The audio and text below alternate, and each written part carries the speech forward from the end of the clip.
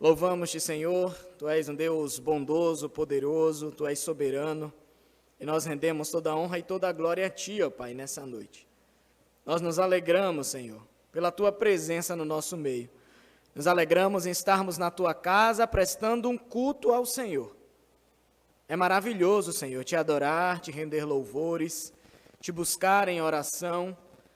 É maravilhoso podermos sentir a Tua presença, ó Pai, e a Tua palavra assim nos afirma que o Senhor se faz presente no nosso meio. Aqui está a Tua igreja reunida, Senhor, para cultuar a Ti. E nós clamamos nesse instante pela Tua bênção e pela Tua graça sobre as nossas vidas. Nós estaremos meditando na Tua palavra, Senhor, nessa hora, e pedimos ao Teu Espírito Santo que nos abençoe, que possa abrir as nossas mentes, os nossos corações, para compreendermos as verdades das Tuas Escrituras, Senhor. Não queremos ser apenas ouvintes da Tua palavra, mas queremos ser praticantes. Nós queremos demonstrar em ação o amor que nós declaramos ter pelo Senhor. Nós queremos agir, ó Pai, segundo a fé que nós professamos no Senhor Jesus Cristo. E assim como o Senhor foi obediente até a morte, morte de cruz, para que houvesse salvação para nós, nós queremos também ser obedientes à Tua palavra, ó Pai. E se necessário for, dar a nossa própria vida em prol do Teu reino, do Teu evangelho aqui neste mundo. Nos fortalece, nos abençoa como igreja. Nos instrui em todas as coisas que faremos aqui nessa noite. No nome de Jesus. Amém. Louvado seja Deus. Vamos abrir as nossas Bíblias no livro de 1 João, capítulo 2. Hoje nós meditaremos nos versículos 22 até o versículo 29. 1 João, capítulo 2, de 22 a 29. Lembrando que não é o Evangelho de João, viu? Você vai lá para o finalzinho da Bíblia, Apocalipse, Judas, 3 João, 2 João, 1 João. 1 João 2, 22 a 29. Você pode também estar acompanhando no telão aí a leitura da palavra de Deus.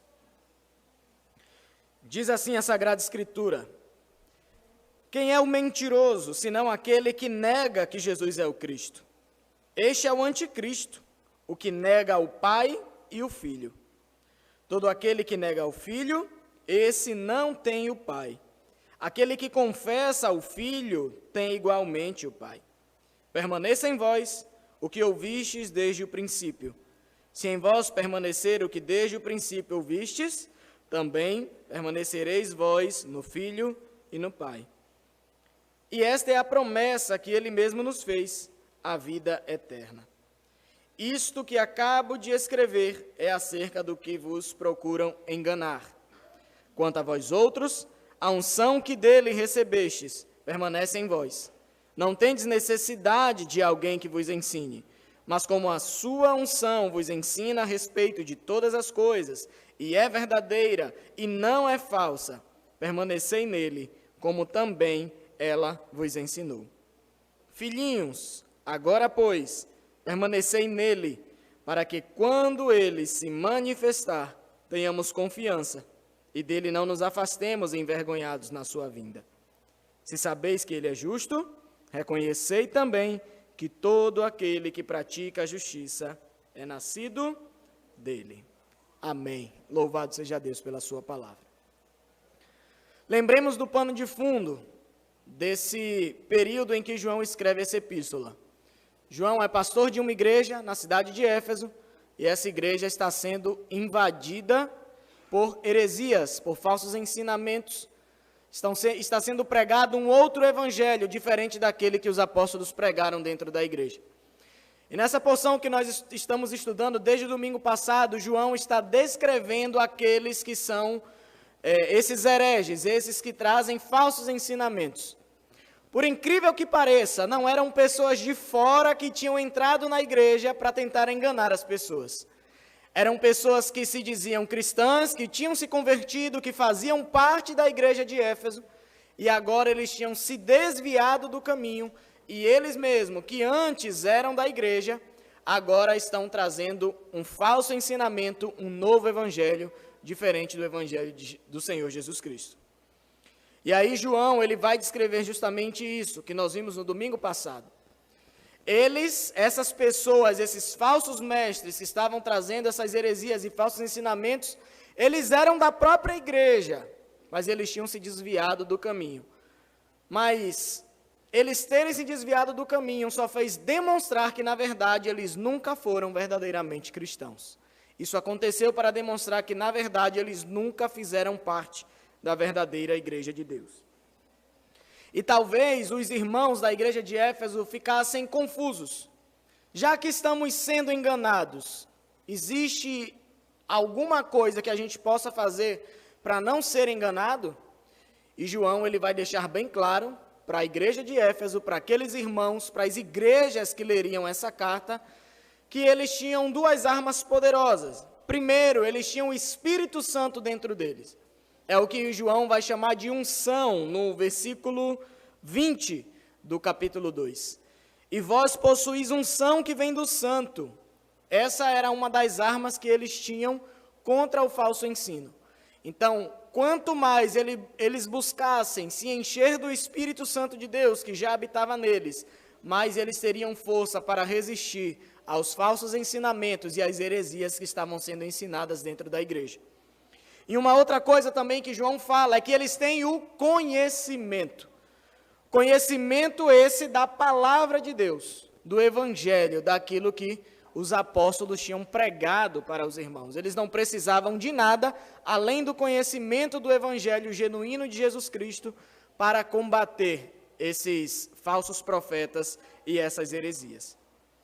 João aqui, nos versos 22 a 29, ele vai continuar falando e diferenciando os anticristos, né, que é todo aquele que se opõe ao ensino de Cristo, todo aquele que se opõe ao Evangelho, ele vai chamar de anticristo, e ele vai continuar caracterizando aqueles que são os anticristos e aqueles que verdadeiramente estão firmados em Deus.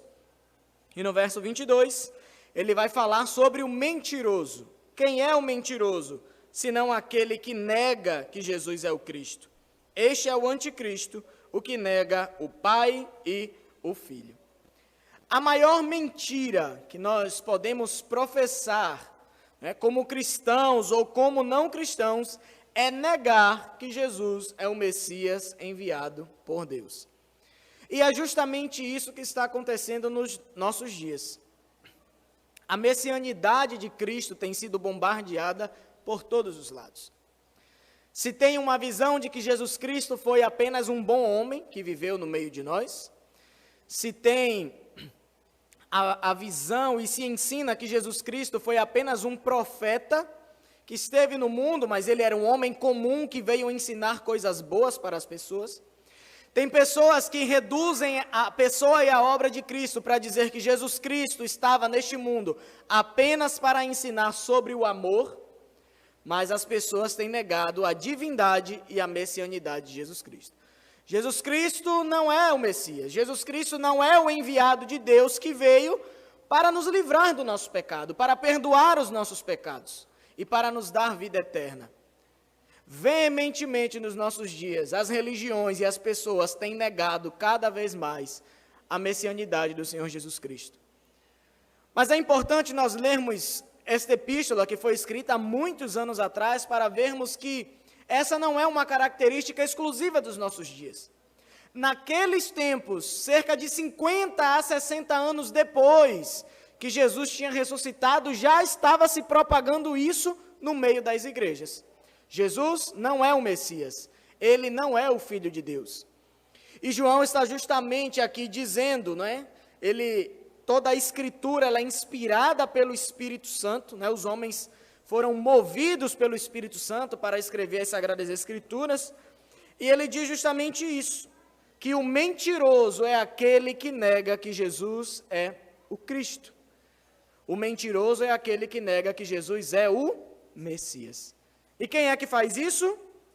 Este é o anticristo, que nega o Pai e o Filho. Essa é mais uma evidência que temos que nos nossos dias o espírito do anticristo já está agindo. Nós vimos isso no domingo passado, sobre o espírito do anticristo que já age nos nossos dias. Se fala muito da figura de um homem, que a Bíblia chama de anticristo, Mas talvez essa figura do anticristo não esteja ainda no meio de nós. Mas o espírito do anticristo já age no nosso meio. E quem é o anticristo? Todo aquele que nega que Jesus é o Cristo. E isso acontece nos nossos dias. E isso acontece porque o espírito do anticristo age nos nossos dias e muitas pessoas têm dado legalidade ao espírito do anticristo. E infelizmente, grande parte dessas pessoas que têm dado legalidade ao espírito do anticristo eram pessoas que estavam dentro de igrejas evangélicas, que ouviram a palavra, que conheceram o evangelho, mas se desviaram do caminho e começaram a pregar outras coisas diferentes do evangelho ensinado por Jesus e que continuou sendo ensinado pelos seus apóstolos. Jesus é o Cristo. Essa é uma doutrina-chave da igreja cristã. Nós, como batistas regulares, gostamos muito de ensinar doutrinas. Doutrinas são importantes. Elas são bases da nossa fé. E existem doutrinas que são tão importantes que, se nós negarmos ela, nós podemos definir se uma pessoa verdadeiramente é cristã ou não. E a afirmação ou a negação de que Jesus é o Cristo é uma das doutrinas que nós podemos definir se uma pessoa é cristã verdadeiramente ou não. Se a pessoa nega que Jesus é o Cristo, nós não podemos ter comunhão com essa pessoa dizendo que ela é cristã. Essa pessoa, na verdade, nunca conheceu a Deus. Mas aqueles que professam que Jesus é o Cristo, é o Filho de Deus, que morreu na cruz pelos nossos pecados, e Ele é Senhor e Salvador das nossas vidas, nós reconhecemos essas pessoas como nossos irmãos, como verdadeiros filhos de Deus. E João está dizendo justamente isso. Quando se fala de doutrina, não existe meio termo. Estamos vivendo tempos também em que nós estamos sempre partindo para o meio termo. Nós não queremos ser nem radicais demais, para não ferir as pessoas, nem radicais de menos, para poder agradar a todos. Então, a igreja do Senhor nos últimos dias tem buscado o meio termo. E por isso, muitas vezes, tem negado doutrinas importantes da igreja. E João aqui está dizendo, não existe meio termo quando se trata de doutrina.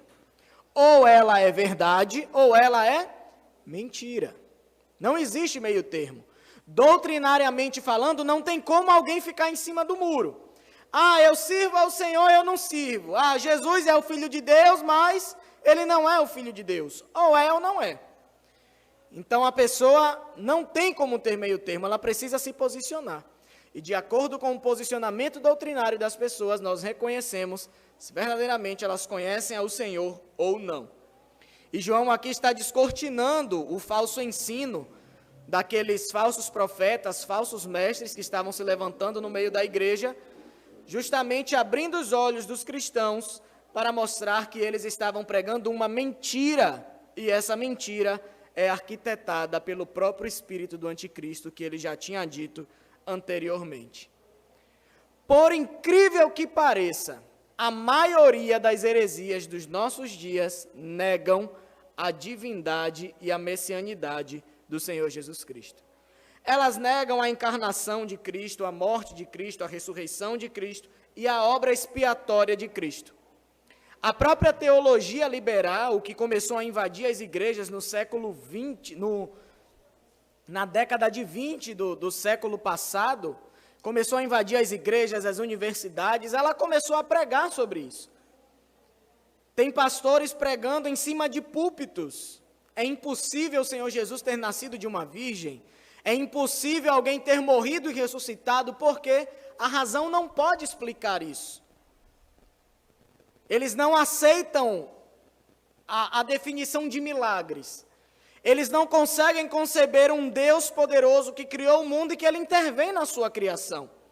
Eles pensam apenas num Deus que criou todas as coisas e que Ele deu corda na sua criação e simplesmente se afastou e assiste as coisas de longe. E por isso não pode haver milagres no nosso meio, porque eles dizem que Deus não intervém na criação. E começou a ser atacado sobre a pessoa de Jesus Cristo. E João já está dizendo já há muitos anos atrás, esse ensino é falso, esse ensino é mentiroso, esse ensino está levando pessoas para o inferno, esse ensino mostra verdadeiramente que essas pessoas nunca conheceram o Senhor. Os hereges daquele tempo, eles faziam separação de Jesus e do Cristo. Os gnósticos pregavam isso. Jesus foi um homem normal, que nasceu não de uma virgem, de uma mulher normal. Mas no momento em que ele foi batizado, os gnósticos ensinavam isso dentro da igreja, o Jesus recebeu o Cristo. Nós vimos hoje em Lucas capítulo 3 sobre Jesus se batizando e o Espírito Santo descendo sobre ele em forma como de uma pomba. Não é? Tem pessoas que afirmam, não, o Espírito Santo é uma pomba, está na Bíblia. Mas a Bíblia fala que o Espírito Santo desceu corporeamente e a forma era como de uma pomba. Provavelmente não sabiam se explicar o que eles viram, porque era algo diferente, então eles viram que era algo provavelmente mais parecido com uma pomba, e aí eles descrevem, porque era algo que eles nunca tinham visto. Era um milagre de Deus que estava acontecendo ali.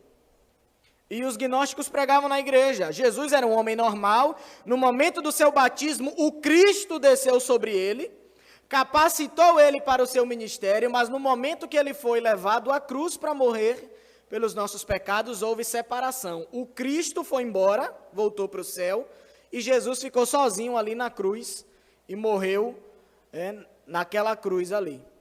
Se isso aconteceu, você pode ler 1 Coríntios capítulo 15, que Paulo vai dizer, então é vã a nossa fé. Para o nosso pecado ser perdoado de uma vez por toda, Deus homem precisou morrer na cruz. Se apenas Deus pode perdoar os nossos pecados de uma vez por todas, né? Jesus sendo Deus se fez carne e ele mesmo se entrega como sacrifício perfeito ao Senhor. Ele morre no nosso lugar, nos substituindo, e por isso nós somos justificados diante de Deus. Porque os méritos de Cristo foram derramados sobre as nossas vidas. E as nossas iniquidades foram lançadas sobre Cristo na cruz. Porque ele morreu sem ter pecado algum. Então ele nos substitui, ele leva sobre ele os nossos pecados. E a partir de então, aqueles que creem no seu coração e confessam com a sua boca que Jesus Cristo é o Senhor da sua vida, esses passam a ser chamados de justos por Deus. É uma justificação posicional. O Senhor te declara justo.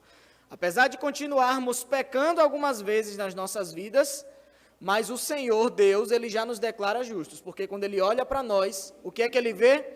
O sacrifício de Cristo Jesus sobre as nossas vidas. Ele vê o sangue de Cristo sobre nós, que é como se esse sangue escondesse todo o nosso pecado. E o Senhor vê a justiça de Cristo sobre nós. É isso que Deus faz com Cristo ali naquela cruz. Então, o apóstolo João está dizendo, todos aqueles que pregam o contrário disso estão pregando uma mentira. Eles estão negando a pessoa e a obra de Jesus Cristo. E eles são mentirosos, porque eles negam que Jesus é o Cristo. E esse é o anticristo. E ao mesmo tempo eles negam o Filho e eles negam também o Pai. E aí no verso 23 ele vai explicar um pouco sobre isso, né? O que nega o Filho, nega o Pai. Ele diz, todo aquele que nega o Filho, esse não tem o Pai. Aquele que confessa o Filho tem igualmente o Pai. O efeito dessa heresia de negação a Cristo é que a pessoa está negando o próprio Deus também. Por quê? Porque o nosso relacionamento com Deus Pai precisa passar pelo relacionamento com Deus Filho. Lembrem do Antigo Testamento, da figura do sacerdote.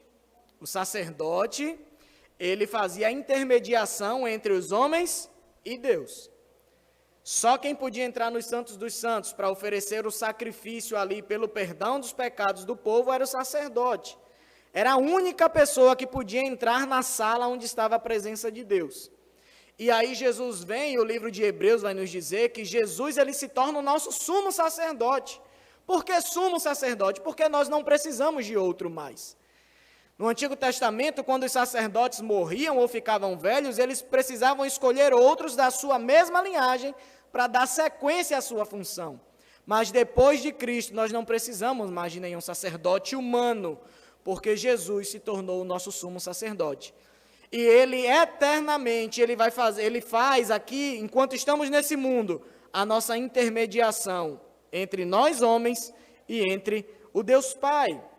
Então, para nós termos verdadeiramente uma relação com o Pai, somente através de Jesus. Só Ele é o caminho, a verdade e a vida. João, capítulo 14, verso 19, Jesus diz, quem vê ao Pai, quem vê a mim, vê ao Pai.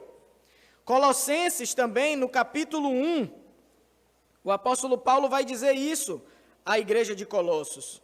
Colossenses 1, versos 13 até ao 15. Ele nos libertou do império das trevas, nos transportou para o reino do Filho do seu amor, no qual temos a redenção, a remissão dos pecados. Este, Jesus Cristo, é a imagem do Deus invisível, o primogênito de toda a criação. Se alguém quer se achegar a Deus, se alguém quer ver Deus, somente através da pessoa de Jesus Cristo. Então é impossível a gente poder separar Deus de Jesus. E por isso que João está dizendo aqui no capítulo 23, no versículo 23, que aquele que nega ao Filho também está negando ao Pai. Somente através de Cristo nós podemos obter o verdadeiro conhecimento sobre Deus. Então, negar a Jesus é estar separado de Deus. Nos nossos dias também, o que nós temos visto dentro das igrejas são pessoas analfabetas biblicamente falando. São pessoas que não leem as Escrituras. São pessoas que não meditam na palavra de Deus, não estudam a Bíblia. E eles vivem a sua vida espiritual apenas pelas palavras que o seu pastor fala, que o líder do departamento que ele trabalha fala, dos pastores que ele assiste na internet fala. Então ele pega tudo, para ele é verdade. Se é um pastor que está falando e é verdade, então eu vou acreditar, e ele vai colocando aquilo no seu coração, mas ele não vai para a palavra de Deus para ver se verdadeiramente aquilo que ele ouviu é a verdade. E infelizmente nos nossos dias tem muitos analfabetos bíblicos. E o que é que isso tem promovido? Entrada de heresias e falsos ensinos dentro da igreja. São falsos mestres, falsos pastores que se levantam nas igrejas, pregam baboseira, falam coisas que não tem nada a ver, dizem que é a palavra de Deus, e as pessoas simplesmente acreditam e começam a andar em doutrinas humanas, acreditando estarem andando segundo a palavra de Deus, mas na verdade não está. Muitos cristãos hoje dos nossos dias não querem discutir doutrina. Se bate com outro crente que está falando uma linguagem diferente da sua e você sabe que aquilo que ele está falando não é a palavra de Deus, tem muito crente que fica calado, ao invés de chamar a atenção. Onde é que você está aprendendo isso? Isso não é bíblico, não. As pessoas chegam falando aquelas frases de efeito, né? Porque está na Bíblia, faz por ti que eu te ajudarei. Onde é que está isso na Bíblia? E aí você fica calado, né? Para ficar legal com as pessoas. E as pessoas continuam andando na mentira, enquanto aqueles que conhecem a verdade não têm pregado a verdade do Evangelho. Então tem muitas pessoas que não defendem a sua fé, não defendem aquilo que creem, e estão na igreja apenas em busca de relacionamento, de querer ser queridinho de todo mundo. Todo mundo tem que gostar de mim. É tão bom ir para a igreja porque todo mundo me ama e eu amo todo mundo. É bom estar com aquele irmão fulano de tal. Hoje eu vou para ver ciclano. Eu vou dar um abraço na irmãzinha que nunca mais eu vi. E a igreja está se tornando um clube social a cada ano que passa, infelizmente. As pessoas têm se esquecido da palavra de Deus, não defendem mais a sua fé, não discutem mais doutrinas. E aí as pessoas vão andando cada vez mais no engano, estando dentro da própria igreja.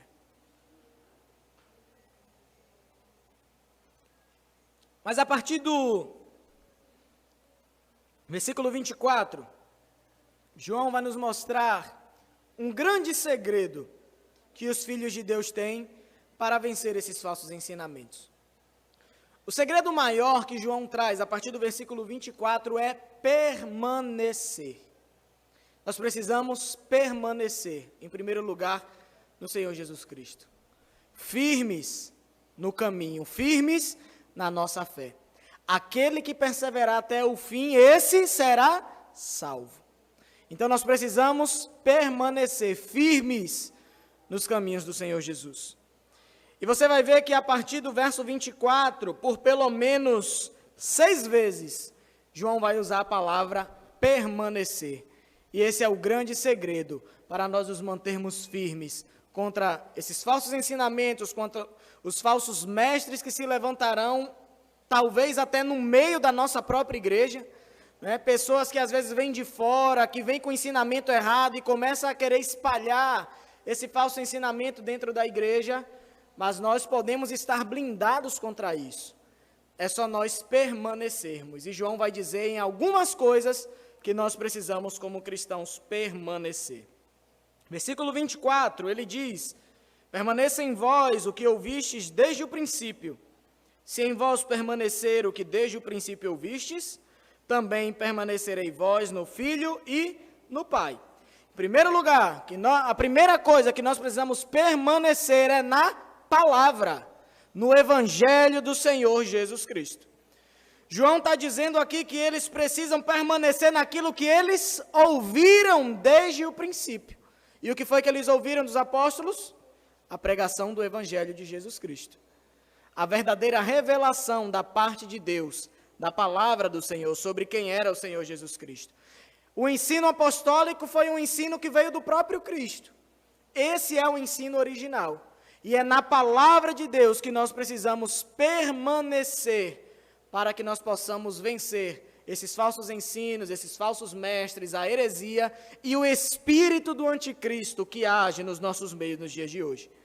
A palavra de Deus, ela é a mesma ontem, hoje e sempre. Ela não mudou e ela não vai mudar. A palavra de Deus é uma só e ela é a verdade para as nossas vidas. E a Bíblia, ela continua sendo suficiente para nós. Mas, infelizmente, não é o que temos visto nos nossos dias. Nós temos vivido os tempos de obsessão por novidades doutrinárias dentro das igrejas. A Bíblia não é mais o suficiente. Eu lembro do tempo da minha avó, a mãe do meu pai, que faleceu, a que morava em Recife. Ela foi cristã durante quase 60 anos da Assembleia de Deus. E eu lembro quando, desde pequeno, ela falava de Jesus para mim, quando meus pais ainda nem cristãos eram, nunca tinham frequentado uma igreja evangélica. Eu tinha meus 6 anos, 7 mais ou menos.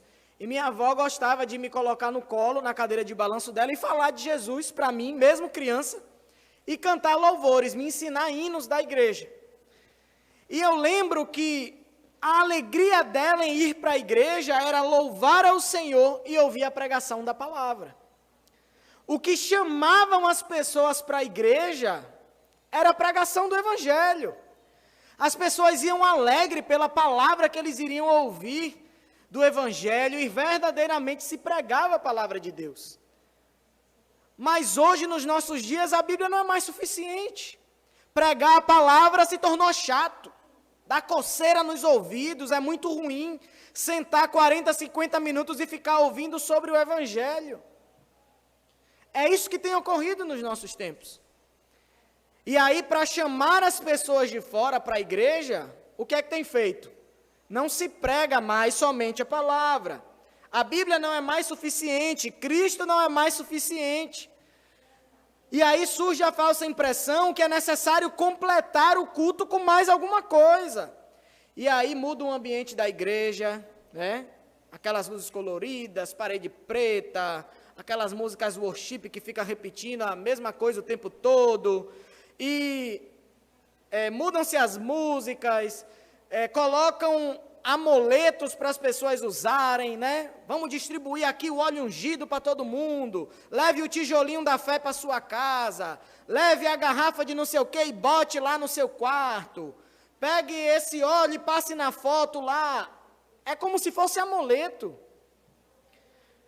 Muitas vezes as pessoas me pedem para fazer uma oração, alguma coisa, e eu vou crendo que a oração é suficiente, porque Deus... Ele é um Deus vivo que ouve a nossa oração e Ele responde segundo a sua vontade. Tem pessoas que não gostam quando a gente vai só orar. Ah, pastor, cadê o óleo ungido para botar? Só a oração não é suficiente? Só o que a palavra diz não é suficiente, precisa de complemento. Cristo não é mais suficiente no nosso meio, precisa de mais alguma coisa para que as pessoas creiam. Tem crente que só sai de casa com óleo ungido dentro da bolsa, parece que é aquilo que vai proteger ele. É a carteirinha com Salmo 91 dentro da carteira, ou Salmo 23, alguma coisa do tipo, e aquilo fica como um amuleto. A crença dela que era para estar em Deus, a fé dela que era para estar somente em Deus, agora ela está colocando a fé dela em outras coisas também. Porque parece que Deus apenas não é suficiente. Elas precisam de outras coisas que elas possam pegar, para que ela ache que vai dar tudo certo agora. Vou abrir minha Bíblia no Salmo 91 dentro da minha casa e todo mal vai sair daqui. Só vai pegar poeira na tua Bíblia. Se você não se consertar, se você não voltar aos pés do Senhor, não andar nos caminhos do Senhor, o inimigo nunca vai fugir de você. A palavra diz que para o inimigo fugir de nossas vidas, nós precisamos primeiro nos sujeitar a Deus. Sujeitai-vos, pois, a Deus, resisti ao diabo e ele fugirá de vós. As pessoas não se sujeitam a Deus, usam todo tipo de amuleto na sua vida e acham que o diabo vai sair da vida da pessoa. Não vai.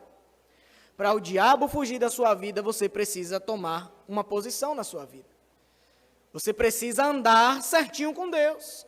Se você não entregou a sua vida ainda ao Senhor Jesus Cristo, você precisa convidar Ele. Senhor, vem ser o Senhor da minha vida. Eu me entrego totalmente a Ti, Deus.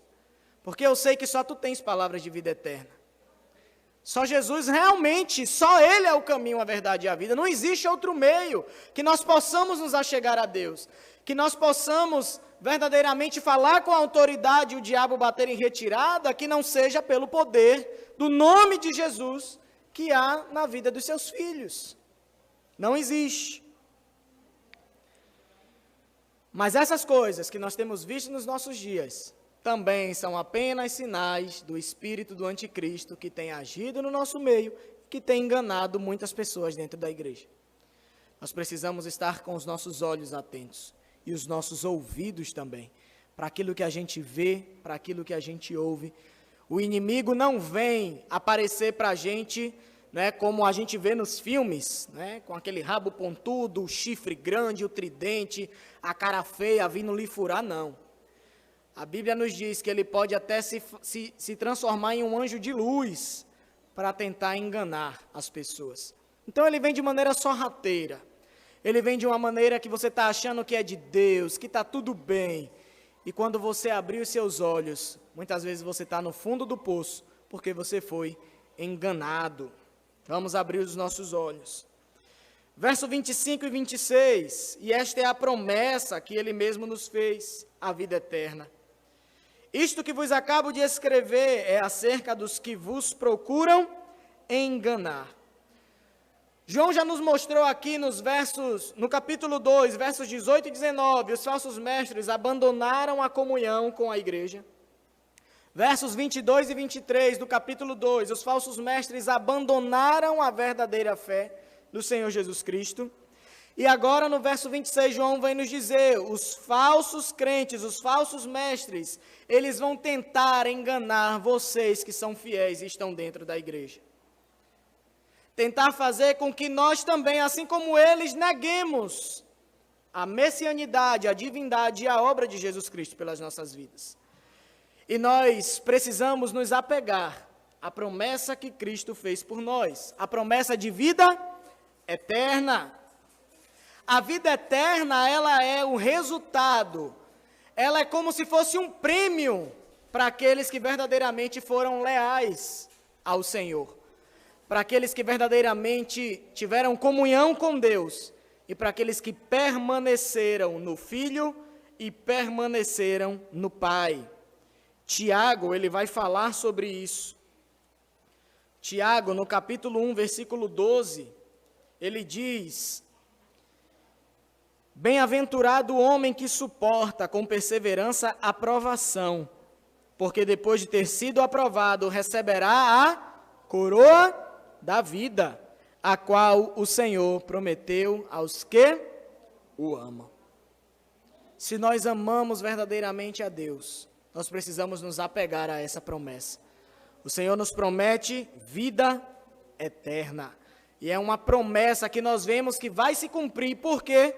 Porque o próprio Jesus, ele venceu a morte. E assim como ele venceu a morte, nós também venceremos nele em nome de Jesus.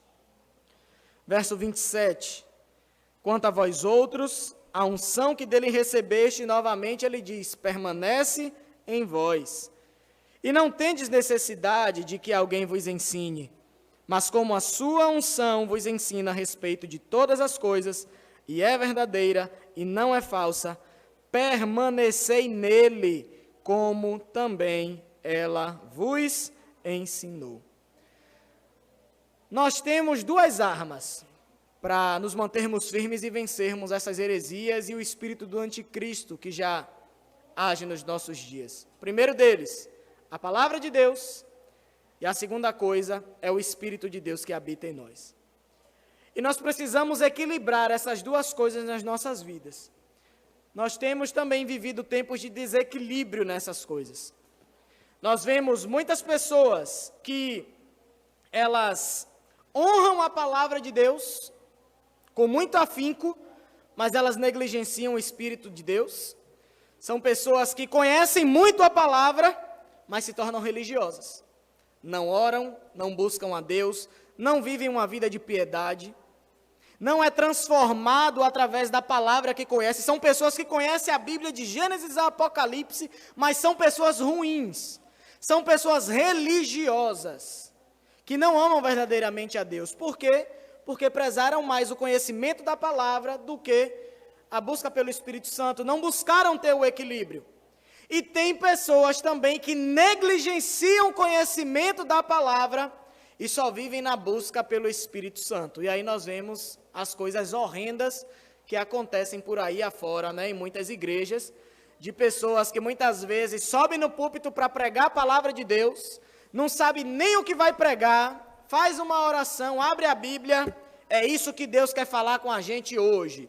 Aí lê os versículos, aí parece que faz o download na hora, que ela diz que o Espírito revela na hora ali o que ela vai dizer, e tome baboseira para o povo, tome baboseira no meio da igreja. E aí as pessoas também, né, começam a se enveredar nos enganos, mas eu vi isso na minha igreja, mas o meu pastor que fala e tal, porque ele diz que é o Espírito Santo que diz. Existe um equilíbrio que nós precisamos manter, tanto do conhecimento da palavra, mas se nós lermos apenas a palavra de Deus e não buscarmos sermos cheios do Espírito Santo, essa palavra ela nunca vai se tornar viva nas nossas vidas. Nós só chegaremos à estatura de maturidade que o Senhor requer de nós, quando nós lemos a palavra e nós buscamos o Espírito Santo, e o Espírito Santo, através da palavra de Deus, muda a nossa mente, muda o nosso comportamento, muda o nosso ser, muda o nosso coração, e vai nos tornando mais iguais a Cristo dia após dia. É um conjunto que nós precisamos buscar. Conhecimento da palavra e sermos cheios do Espírito Santo. Isso vai fazer toda a diferença nas nossas vidas. É isso que o Senhor requer de nós. Se você quer chegar a um padrão de maturidade na sua vida, busque esse equilíbrio na sua vida. Palavra de Deus, busca do Espírito Santo. Essas duas coisas vão te fazer maduros, firmes, e certamente você resistirá aos falsos mestres e ao espírito do anticristo que já age no nosso meio. João está dizendo aqui aos cristãos da Ásia, olha, vocês não precisam de falsos mestres para lhe ensinar coisas novas aí que eles estão dizendo que é a verdade, não. O que vocês precisam é apenas continuar firmes no evangelho que eu ensinei a vocês. A palavra de Deus continua sendo suficiente para que vocês resistam a esses ensinamentos e para a salvação de vocês. Verso 28. Filhinhos, agora pois permaneceis nele, para que quando ele se manifestar, tenhamos confiança e dele não nos afastemos envergonhados na sua vinda. Outra coisa que nós precisamos permanecer em Cristo Jesus. É isso que diz no versículo 28. O verdadeiro crente é aquele que, ao invés de ser enganado pelos anticristos, ele está se preparando para a segunda vinda de Cristo. Aquele que é verdadeiramente cristão, dia após dia, ele espera a vinda do noivo. Sabe quando o namorado está apaixonado pela namorada e espera aquele dia, aquele grande dia do casamento, onde o noivo verá a noiva ali como último dia de noivos, e agora, a partir daquele momento, eles serão uma só carne, eles viverão eternamente juntos, podendo desfrutar plenamente do amor que eles sentem um pelo outro? Assim deve ser o verdadeiro crente com relação ao Senhor Jesus Cristo. Nós devemos permanecer nele fielmente, ansiando a sua vinda. Eu anseio que o Senhor venha porque eu quero te ver, Senhor, eu quero te ver face a face. Eu quero te abraçar, Senhor. Como a irmã Nide sempre fala, né? Ele é maravilhoso, não é, minha irmã? Jesus é lindo, ele é maravilhoso. E nós queremos vê-lo face a face, nós queremos desfrutar da presença dele. E por isso nós nos preparamos para o dia que ele vier nos buscar. E a palavra de Deus está dizendo que quando Jesus vier,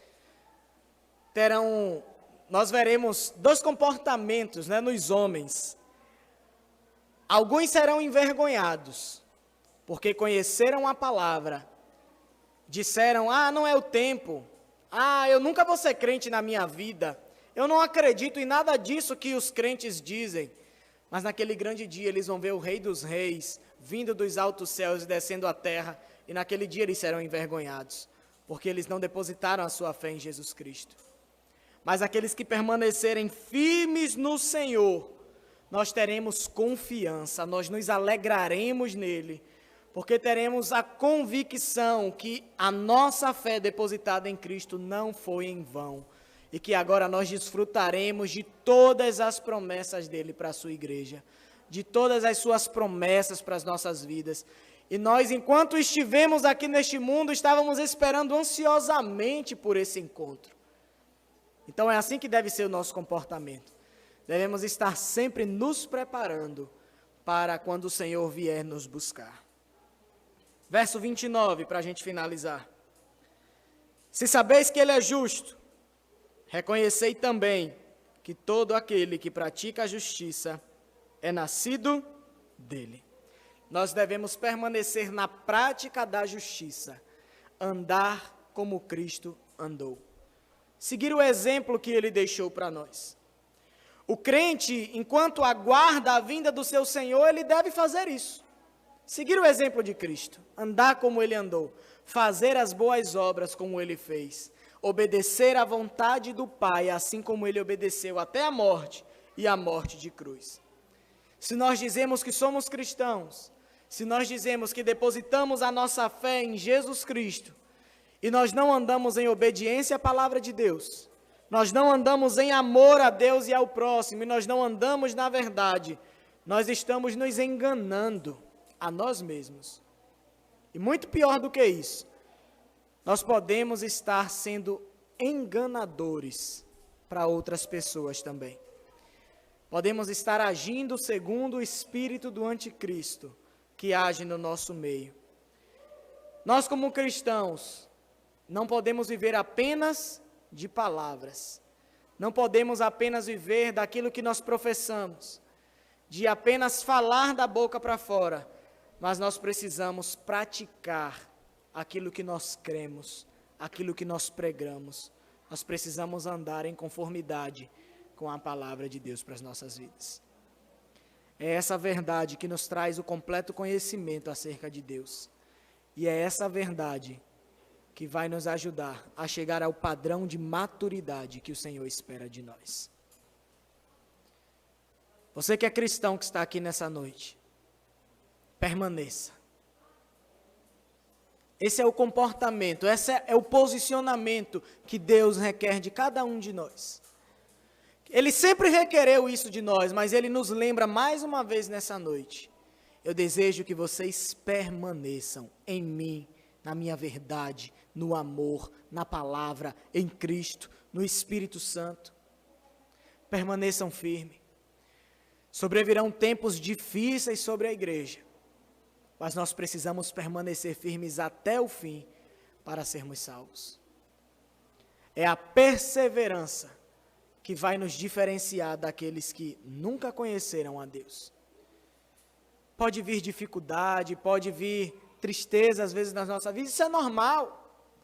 Não é nada incomum um crente ficar abatido em algumas situações da sua vida, sofrer tribulações. Mas Tiago nos motiva com a palavra, tende de motivo de toda alegria ao passar por provações, porque quando você passa pela provação, o Senhor está fortalecendo a sua fé. Ele está justamente gerando em você a perseverança que você precisa para permanecer firme até o fim. Então se alegre nas provações.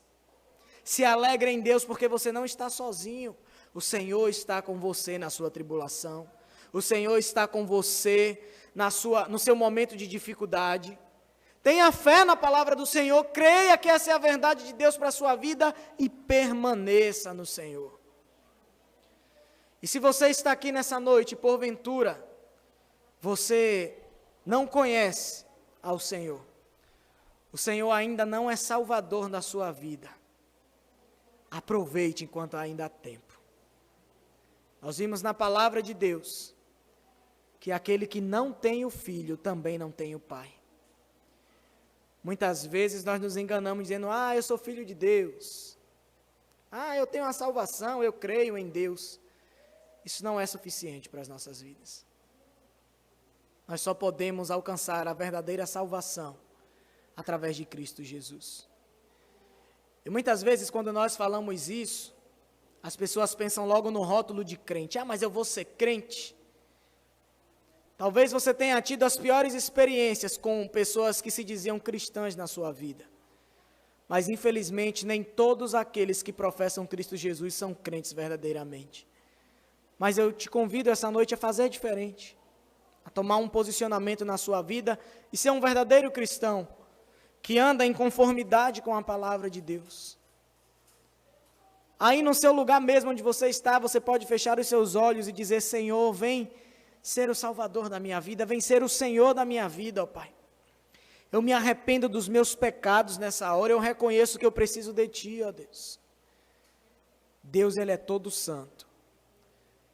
E enquanto você tentar se achegar a Deus com os seus pecados, você nunca vai conseguir se achegar a Deus de verdade. Mas quando você se entregar a Cristo, e o sacrifício de Cristo naquela cruz foi imputado na sua vida, quando o sangue que Ele derramou na cruz, Ele for derramado sobre a sua vida, você vai poder se achegar diante de Deus, não pelos seus méritos, mas por causa do que Cristo fez por você naquela cruz. A morte dele não foi em vão, e o Senhor morreu para nos dar a salvação que nós tanto precisamos. Se você quer ter vida espiritual, se você quer ter a verdadeira alegria no seu coração, mesmo em meio às tribulações e às dificuldades, o segredo é você se entregar a Cristo. Não é dinheiro que vai te trazer alegria, não é você conquistando os seus sonhos que vai trazer alegria para a sua vida, vai te trazer uma felicidade momentânea, mas nunca vai ser o suficiente para você. Mas a partir do dia que Cristo entrar na sua vida, e Ele preencher o vazio do seu coração, você vai viver plenitude de alegria. E essa é a verdadeira alegria. Essa é a paz que excede todo o entendimento, que somente o Senhor Jesus pode nos dar. Feche os seus olhos nessa hora. Vamos orar ao Senhor nessa noite. Te louvamos, ó Pai. Obrigado, Senhor, pela Tua palavra. Viva e eficaz, que fala conosco, ó Pai, que muitas vezes bagunça a nossa mente, os nossos sentimentos, que nos deixa totalmente descortinados diante do Senhor, porque diante da Tua presença e da Tua palavra nós não podemos esconder nada de Ti, ó Pai, porque Tu sondas e conheces o mais íntimo das nossas vidas. Tu sondas e conheces o mais íntimo do nosso coração. E muitas vezes a Tua palavra confronta os nossos pecados e nós Te louvamos por isso. E nós, ó Pai, nos achegamos a Ti nessa hora, arrependidos pelos nossos pecados. Nos achegamos diante do Senhor, Pai, arrependido daquilo que temos feito que não tem agradado ao Senhor. Arrependidos, ó Pai, muitas vezes de uma vida que temos vivido distantes de Ti, afastado dos Teus caminhos. Mas nesse momento nós nos achegamos diante da Tua presença, pedindo para que o Senhor nos fortaleça. Nos ajude, Senhor. Muitas vezes nós temos vivido situações difíceis nas nossas vidas, momentos de lutas, de dificuldade. E muitas vezes a nossa fé, ela esmorece e fica difícil acreditar que o Senhor está no controle da situação. Mas nós pedimos nessa noite que o Senhor aumente a nossa fé, ó Pai. Nos ajude, Senhor. Nos ajude a permanecer firmes na Tua presença. Nos ajude a permanecer firmados na Tua palavra. Nos ajude a permanecer buscando o Teu Espírito Santo dia após dia, em nome de Jesus. Tu és tudo o que nós precisamos, Senhor. Vem verdadeiramente, ó Pai, ser o Senhor das nossas vidas. Nos fortalece como igreja e nos ajuda, Senhor, a combater esse espírito do anticristo que age no nosso meio, ó Pai. Que age nos nossos dias. Nos livra da incredulidade, Senhor. Nos livra, ó Pai, dos falsos mestres, das heresias, dos falsos ensinamentos. E nos fortalece, ó Pai, como a Tua igreja. Como a Tua igreja que tem o verdadeiro conhecimento da Tua palavra. O verdadeiro conhecimento do Teu evangelho, ó Pai. E que esse conhecimento e a obra do Teu Espírito Santo nas nossas vidas nos ajude a permanecer até o fim, para que nós sejamos salvos.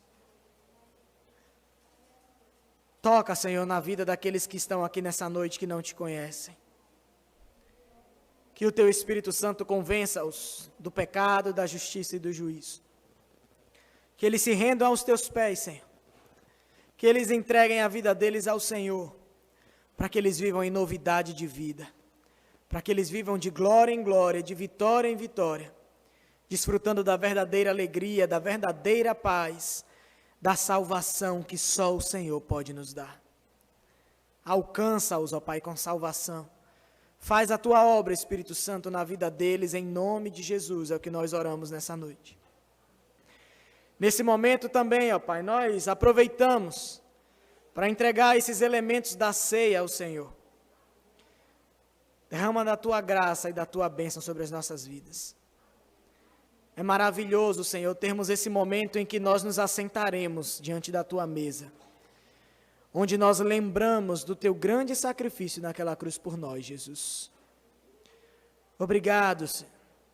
Nós Te louvamos e Te agradecemos nessa noite. Nós Te bendizemos, porque o Senhor foi moído, porque o Teu sangue foi derramado, ó Pai, naquela cruz, e é derramado sobre nossas vidas, Pai. Obrigado, Espírito Santo, por aplicar as obras de Cristo nas nossas vidas. Obrigado, Deus Pai, pelo Teu plano eterno de salvação para cada um de nós. Nós Te louvamos nessa noite, em nome de Jesus. Amém.